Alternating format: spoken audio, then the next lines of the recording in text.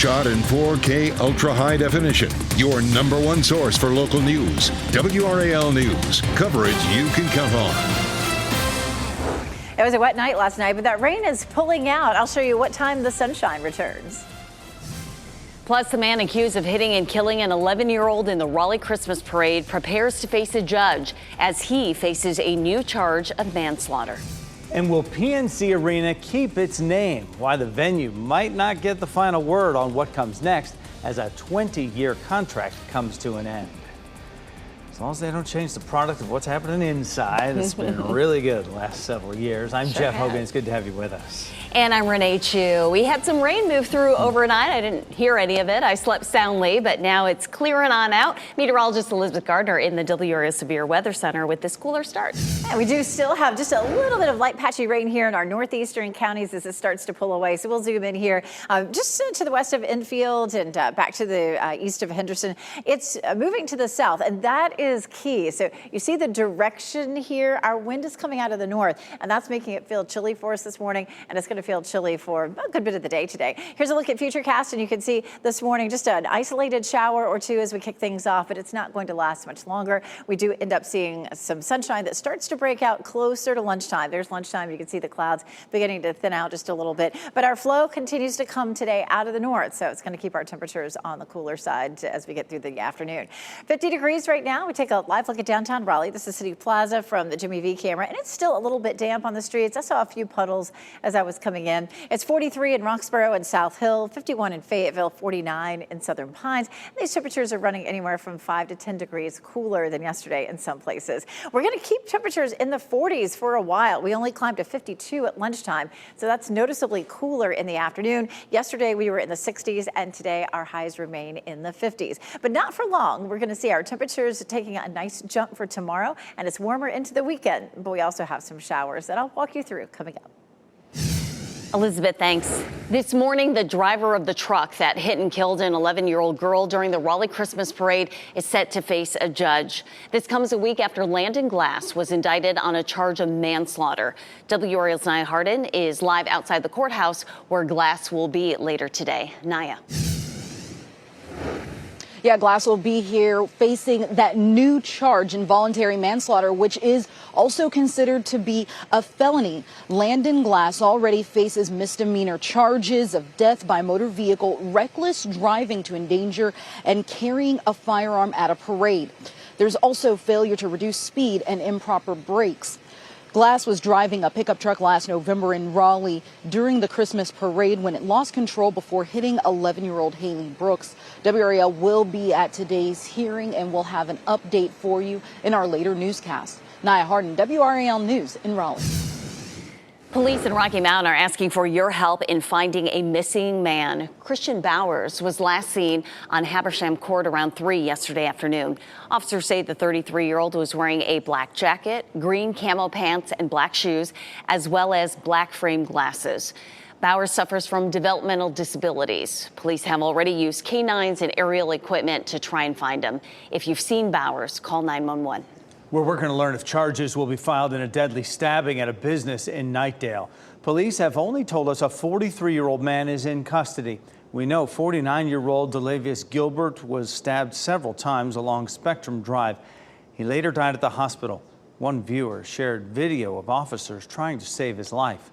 Investigators think the stabbing stems from an earlier argument with a coworker. They wouldn't share which business where this happened, but we saw a team of lawyers at the Core-Mark site and a sign reading, "We are closed for today." A search online shows Core-Mark specializes in food distribution. Memorials are growing in Nashville, Tennessee to honor the 6 victims of a deadly school shooting. They are 3 9-year-old students, a substitute teacher, the school headmaster, and a custodian. The city of Nashville is holding a vigil tonight. Hundreds of people gathered yesterday to lay flowers and toys outside the Covenant School where the shooting happened Monday morning. Family and friends shared stories about the headmaster, Catherine Kuntz. She was an exceptionally brilliant educator. And I say that because she could work with parents, board members, faculty, preschoolers. It didn't really matter. She just made you feel like the most important person in the room. You can hear more from the family and friends of the victims ahead on Today. That starts at 7 here on WRAL. We're also getting a look at the efforts made by police to take down the shooter. Body cam video released by police shows officers moving quickly and methodically through the school to find the shooter. They found 28-year-old Audrey Hale on the second floor, where they say Hale was reloading a weapon when two officers shot, killing Hale. Police say Hale, identified as transgender, was under doctor's supervision for an emotional disorder, but was still able to buy 7 guns legally. Hale's parents said they didn't know about the weapons. The motive for the shooting remains unclear, but authorities say Hale left behind a manifesto. And we have more to cover on this developing story in the next 10 minutes. The growing calls for gun reform in the wake of the shooting and how our nation's leaders are responding. You can see all of our coverage on WRAL.com. A push to legalize sports betting in North Carolina just passed a crucial test. The state house approved the measure after turning it down by 1 vote last year. A final vote is planned today before it heads to the Senate. Governor Cooper supports the bill and included $85 million from sports betting tax revenue in his budget plan. We could find out this morning if PNC Arena will keep its name. The Centennial Authority, which owns the arena, is holding a special meeting at 9 a.m. They will discuss a sponsorship agreement with the parent company of the Carolina Hurricanes. And that company has the power to sell the arena's naming rights. PNC's contract with the stadium ended last year, but temporarily, and was extended. We'll let you know what happens in today's hearing.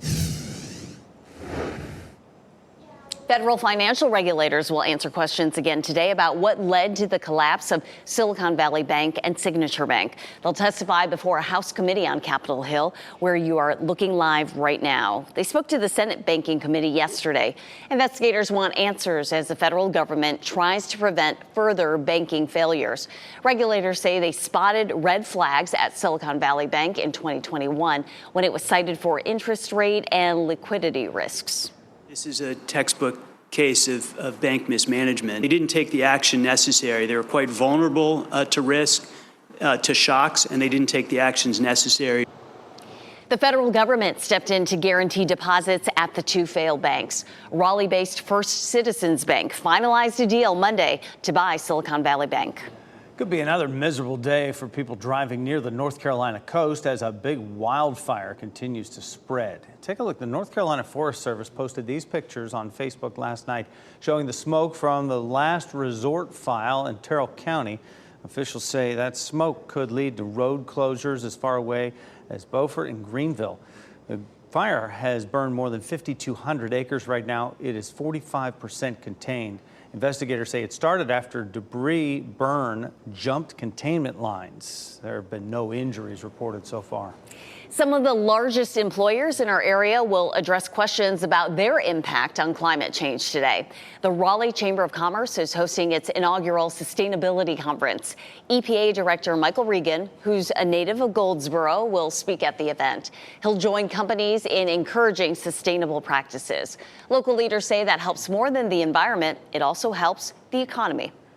As we think about changing our grid to clean energies and clean renewables, what we're really talking about is more jobs and more money in our region. So these companies have huge footprints, not just here locally, but globally, but they tend to make their decisions locally. So there's a lot of opportunity for other businesses, maybe smaller, mid-sized businesses, to partner with these large companies and create new jobs here. Some of the companies speaking today include Lenovo, John Deere, and Fujifilm. Today's conference starts at 8:30 at the Raleigh Convention Center. Coming up on 4:39 right now, still ahead, a human skull is almost sold at auction here in North Carolina. What the auction owner said changed his mind about putting the remains up for sale. Plus, Adnan Syed might be headed back to prison. He's a man at the center of the Serial podcast. Coming up, why a court is now reinstating his murder conviction just months after throwing it out. And we are tracking cooler weather to start your Wednesday as you look live at Lewisburg, when we'll see temperatures as high as the 80s. Your 7-day forecast is coming up.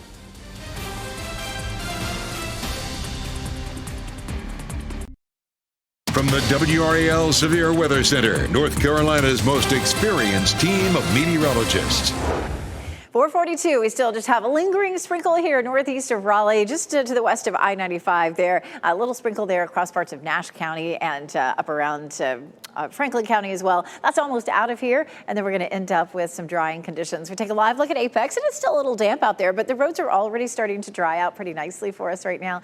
We'll take a look at our temperatures town by town. It's pretty chilly. When I stepped outside this morning, I was like, yeah, it's cool out there. 46 in Lewisburg, 48 Tarboro, 43 in South Hill, 49 in Goldsboro and in Irwin. So it's a cool start. It's a bit damp out there. You shouldn't see any more rain falling, but again, roads are wet this morning. We'll see more sunshine this afternoon. We're going to climb into the low 60s. It should feel pleasant later today.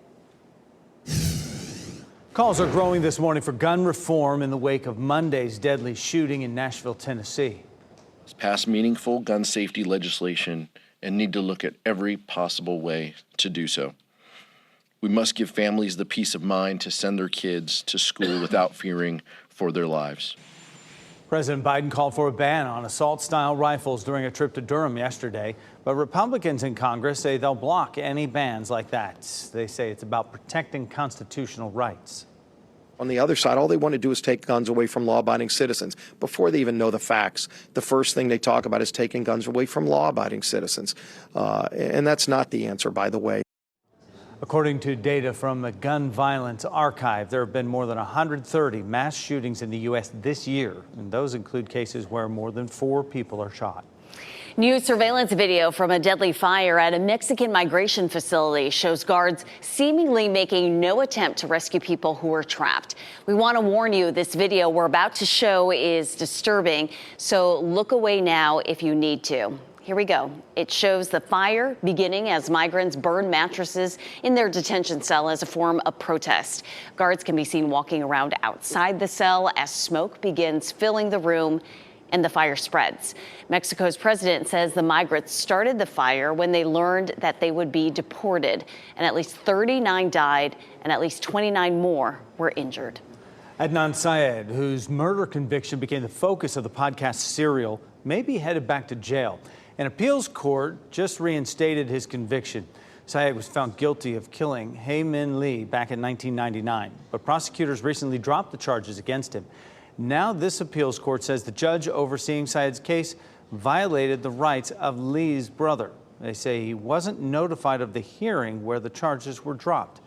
That means Syed's conviction is back in place until a new hearing can happen.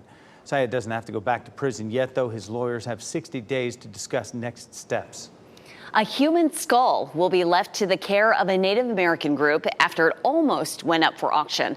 The skull, which is said to date back to the 1400s, was being auctioned off at the Mebane Antique Auction Gallery. About 20 protesters showed up to try and stop that from happening. They say the skull belonged to a Native American. The auction's owner says the skull is part of an estate sale, but he agreed not to sell it after talking with one of the protesters. I just saw it selling of my relatives, of my ancestors. I saw this could have been my child, right? And they're just treating us just not humanly. The auction's owner says he's not even sure if the skull is real, but he is returning it to the owner, who will then work with a local tribal group to handle the remains.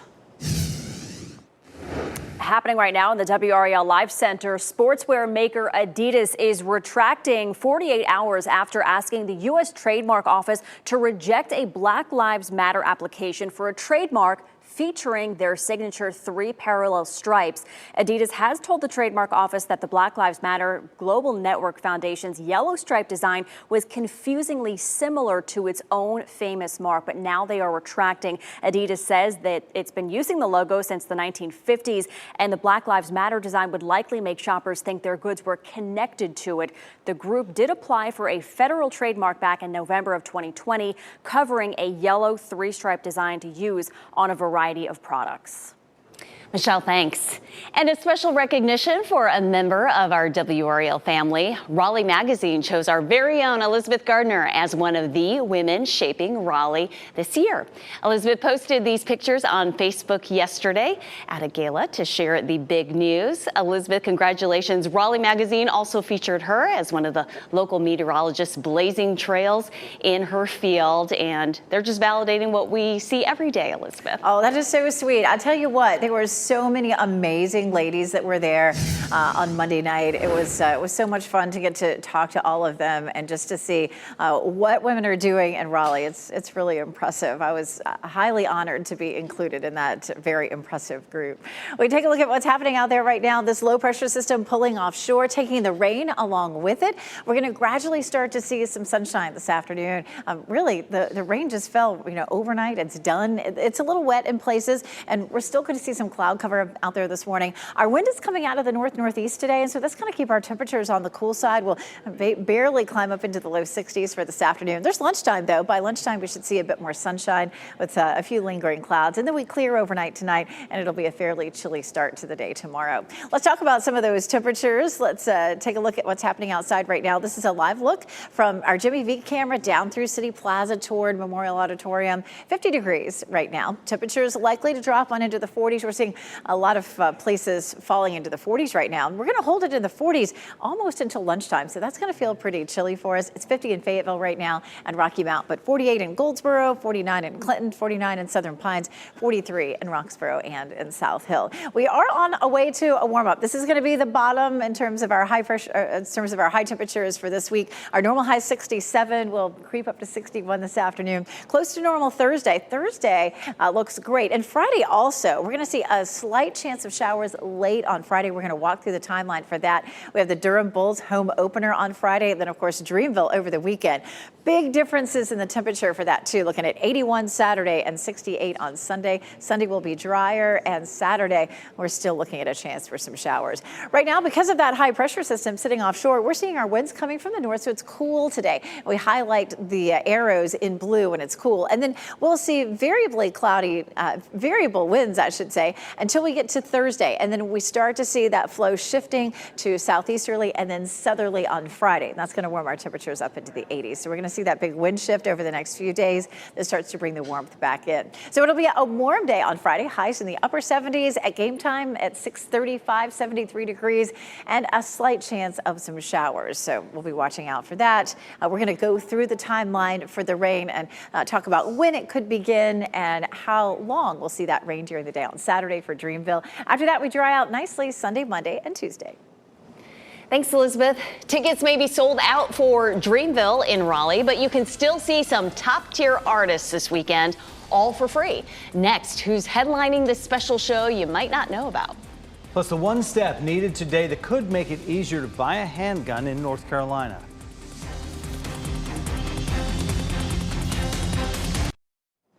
Happening today, a Nash County farm will prepare to send 30,000 eggs to the White House. Braswell Farms is prepping the eggs in Winston-Salem to use for the annual White House Easter egg roll. Last year, the local business sent 18,000 to our nation's capital. This is video from that event. This year's Easter egg roll will be April 10th. All of the eggs are safely composted after the event. Tickets are sold out for this weekend's Dreamville Festival, but you can still see a free show this Friday with some powerhouse stars of its own. Timbaland, Durham-based producer Ninth Wonder and singer Ari Lennox will take part in 50 and Forever. It's a celebration of 50 years of hip-hop. Dreamville is partnering with the North Carolina Arts Council and others to put out the free event. It kicks off at noon Friday at Cam Raleigh.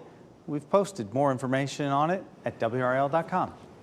We have a happy update to share about two animals who lost their home together in Wake County. One is a dog, the other a goat. WRAL's Gerald Owens shows us the effort to find them a forever home. At the Wake County Animal Shelter, it's often hard enough to find a home for one animal, much less two as a package deal, especially when one of them is a goat. Meet Cinnamon and Felix. But these two are ridiculously bonded. The goat is very bonded to the dog. For now, the two are separated because Felix was just neutered. Dogs and cats certainly dominate the animal population at shelters, but Dr. Jennifer Federico says they get all kinds. We always have guinea pigs and rabbits, rodents. We've had hedgehogs. Nothing like this has ever happened before. Dr. Federico says their unusual bond deserves a special home. With the help of social media and word getting around, there is good news for Felix and Cinnamon. They have found a place with someone with a small herd of goats who also has space to take Felix, so it is the best outcome for them. Their story touched the hearts of many animal lovers on WRAL's Facebook page. Yvonne Green Short wrote, "Looks like a perfect addition for Gerald Owens." Several more people chimed in to put the pressure on yours truly, which is how I got most of the animals I have now. At any rate, now the two pals will likely spend the rest of their lives with each other on a different farm. Cinnamon just is right behind Felix. Wherever he's going, she's going, and that is just the deal. You know, Gerald Owens has a lot of room on his farm there. Would have been perfect. Right? Dr. Federico says dogs and goats are both social animals, so it makes sense that they would develop a friendship, a lesson for all of us. Gerald saying, I know. I don't need any more. They were cute, though, for sure. Former CEO of Starbucks about to defend his company's actions on Capitol Hill. His response to growing criticism Starbucks' workers' efforts to form unions. Plus, what new body camera footage is revealing about the deadly school shooting in Nashville, Tennessee, as investigators get a clearer picture of the person responsible. Also, what to expect as the man accused of hitting and killing an 11-year-old girl in last year's Raleigh Christmas parade prepares to face a judge.